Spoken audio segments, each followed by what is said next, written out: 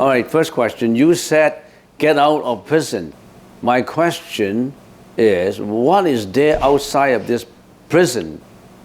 If you haven't been outside, you don't know what outside is like. So if you are a frog inside a well, and you always think that the sky is always like a circle, the frog said, that's the sky. And the frog wouldn't know that there's unlimited space outside the opening of the well.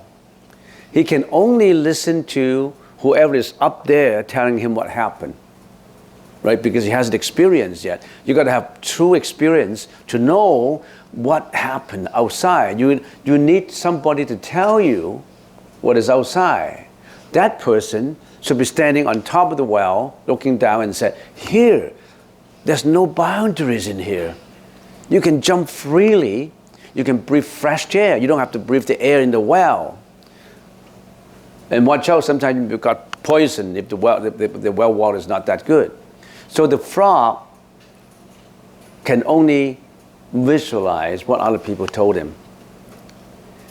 But apart from that, let's talk about not just of the prison outside. How about the prison inside? Don't you have to know the inside first? Because if the inside is so comfortable, you won't think of getting out. Because you're living in a comfort zone, how can you get out? So living in the inside, though, if there's an analogy, say we've been living in this world. Say if we're a frog inside this world. What this world is all about? This world is a world where you live up to 100 years and then you died.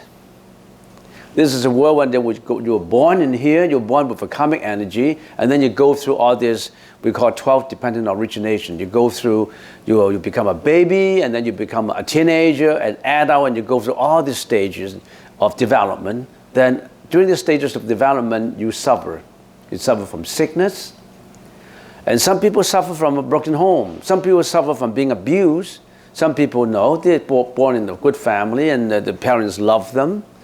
But then all of a sudden, after 12 years or 10 years, the parents all of a sudden got a divorce and you didn't know where to go. You follow your mom and your mom get married to another guy and that guy doesn't treat you well, and then you have a different plight of life. So everything is changing in this world.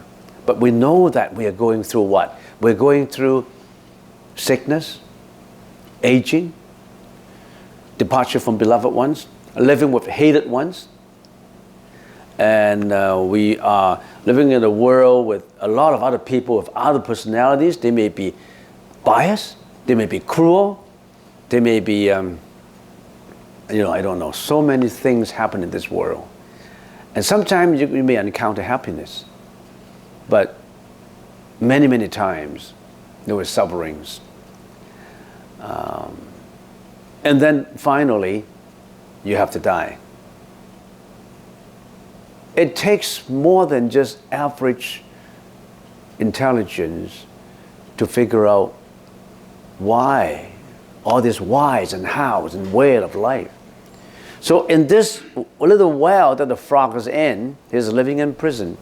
He's not free.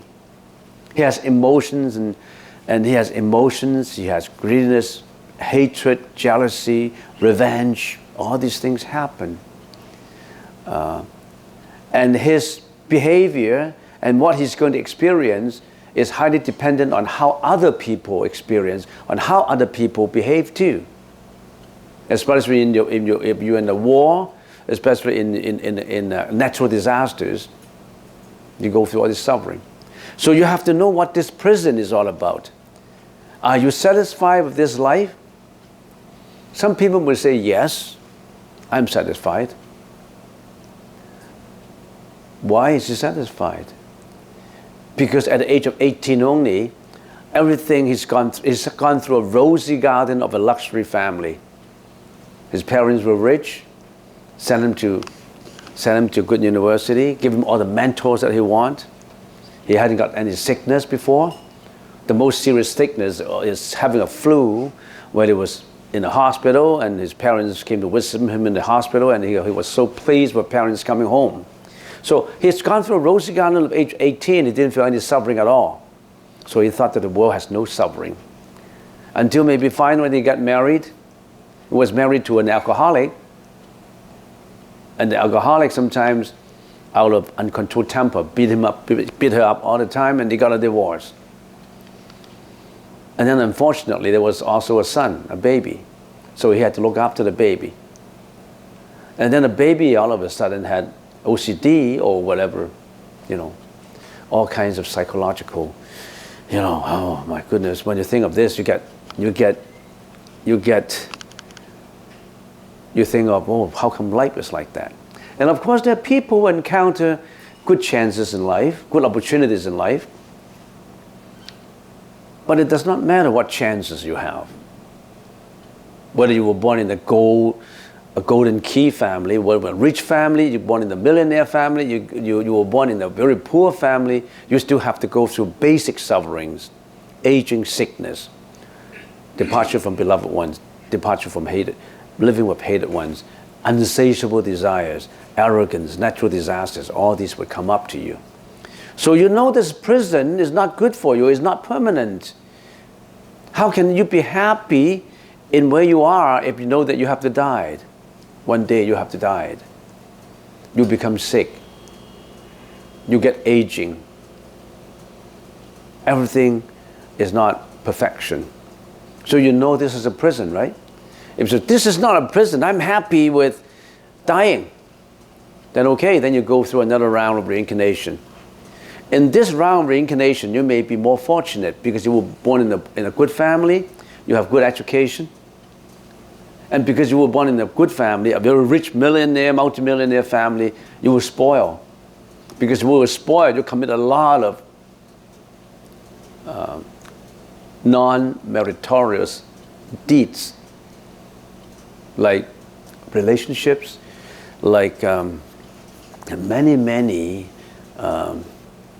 hobbies and liking that people who got spoiled, they were in that kind of life, luxury life, and life that's not in line with morality. So you've gone through all that. How can this world be a world of heaven? Even heaven is not the final place to go, because heaven is not out from samsara yet. It's better than this world. So you said, get out of prison. My question is, what is there outside of the prison? You can only listen to who is already outside. And the Buddha said, I already got out. You don't even know if the Buddha is telling you the truth, but he told you. Outside is all free, fresh air, everything. There's nothing like that. There's nothing like what you experience in there. Get out from there. You may not believe him, right? But then you say, what should I believe in? What leads me to believe in something? I don't have to get out from the well to believe that there is a freedom outside of well. I have to depend on if I have the necessary education that I have to believe in my analysis, in my watchful impressions of things in life. Then I can come up with something that I should believe in. Everyone is believing things like that. So that's what the Buddha said. That's what the saints said. Get out from it. And because you have no other choice. If you still live in prison, there's no other choice. But you want to get out, even though you don't actually know. But being told that the freedom is there, you still want to try, right? Say, if you haven't been to Canada, for example, you were living in an underdeveloped, non-democratic dictatorship country where you suffer. Some people say, okay, you go to that place called Canada, and you have democracy in there. Everybody has a vote. You can choose your own leader, and you can do this, you can do that, you can do that. You're already suffering. Why don't you try out something new? There's a place where freedom is. You haven't been there, but you can try it out. That's the only thing I can tell you, because you haven't been a Buddha yet. I haven't been a Buddha yet, but I can only listen to what the saint told me. And based on my analysis, I think I should try it out. That place, I should try it out to get out from there. I know I'm suffering now. If there's a place that would free me of all these miseries, I would like to try to go there to see what happened. Because I still have a choice to come back if I want, right? You won't. If you are in a full democratic society, would you go back to a society where there's no freedom? You won't go back. If you're living in a society that is free from pollutants, are you going to go back to a society that is all polluted? You won't. Because you tasted freedom. You don't know freedom before, now you tasted it, you know it. Okay? So, that's my partial answer to this question. Unless you have anything you argue that you don't agree. Raise your hands. Challenged it. Do you agree? Or you still want to live in this prison? Because you're not sure whether getting out of prison is good enough for you. What is the recommended amount of time to meditate per day? I meditate 30 minutes in the morning and 30 minutes in the evening, and practice loving kindness before bed. Is this a good amount to practice? Do you have any suggestion for a first-time retreat? I have registered for a 10-day Vipassana in Merritt, BC. We have a lot of meditation practices, 7 days. We have a lot of retreats. We even have a retreat on Bowen Island. We always have retreats. It's just that if you come for the first time, you don't know we have a retreat. Maybe you should get onto our website where we will tell you what kind of activities we have. We have a 7-day activities. We have an activities where you will be tonsured as a monk or a nun for 7 days and live in a temple for 7 days. For those who come here regularly, not for people that we don't know. For people we know, then they can always come to, even living in here, to practice meditation. So, how many minutes we should do every morning and every evening? There's no standard to it. Some people do it for 30 minutes. Some people do it for 3 hours. But what is the good amount to practice? There's no fixed amount. The more the better. But then, it's not just about the time. It's about the value of it, the magnitude of it. If you spend 6 hours in meditation where you don't practice, where actually your mind is wandering all over the place, or actually you are sleeping, it's the quality and not the quantity of time. And assuming that you put in the right quality and the quantity, then there's still a lot of hurdles that you have to go through.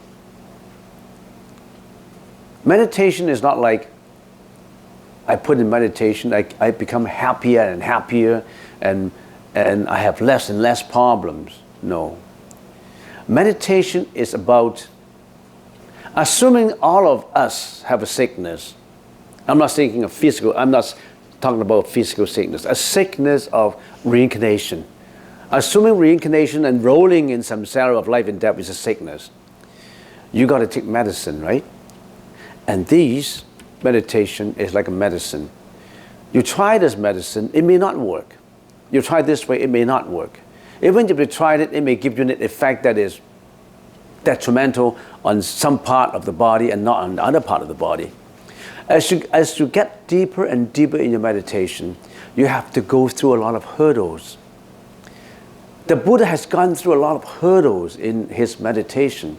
Meditation is not about sailing a boat in the ocean and everything will be not stormy. Everything will be so smooth that you sail yourself to nirvana. Not like that. It's like you are in a ship. You are in the ocean. Sometimes it's wavy, thunderstorm, thundering, and sometimes, adverse weathers that may sink your ship. So you have to go through a lot of storms to get to the destination. And there are, of course, saints who have gone through those storms and who told you that, look, in meditation is not just peaceful, it's not just rosy garden in every sitting, it's not just summer and winter and spring in all your meditation. Sometimes you could go through, like what we have today, a snowstorm. Then you may slip, you may fall, you may stumble, but then you have to get up again. Experience all the sufferings and difficulties and then get up again. Put on your knapsack on your back and walk.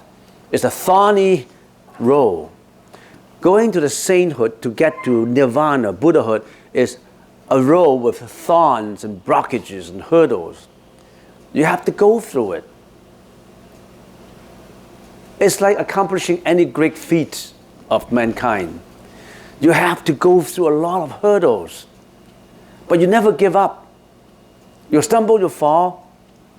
Your mentor, your teacher said, get up again. Repair everything. Heal it. And then you get on the knapsack and you walk again. The Buddha has gone through thousands of years of hurdles and difficulties and suffering to be in what he is today in the Buddhahood. He's not sailing a boat in a quiet, peaceful ocean where there's no waves. But you never give up. In one life, you will stumble and fall. You get into the next life, you do it again. Life after life, you do it again. Because you already have that energy in your alaya consciousness that you store. Everything you do, every session of meditation, every chanting, every prayer has already been key in your keyboard, which has gone through in your memory, in your disk drive. It will never disappear. So every good deed that you have done, you think everyone is going to forget about you when you die?